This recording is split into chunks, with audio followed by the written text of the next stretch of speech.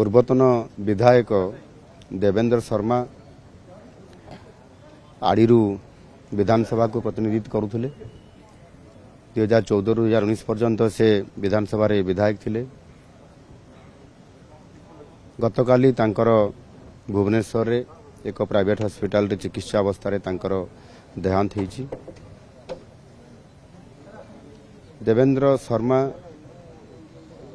तांको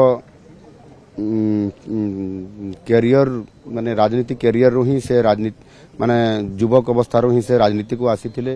ब्लॉक रे चेयरमैन थिले एवं राजनीति क्षेत्र रे लोकंकर सेवा करिबा ओडिसा को आगे नेबा ये अनेक तांकर योजना भितरे से संपूर्ण भाव रे राजनीति रे उल्लेथिले एवं 2014 ରୁ 19 भितरे मध्य विधानसभा रे अनेक आड़ीर समस्या सहित ओडिसा विभिन्न समस्या को उपस्थापित करिबा लोकंकर सेवा करिबा निरंतर भाव रे करिथिले।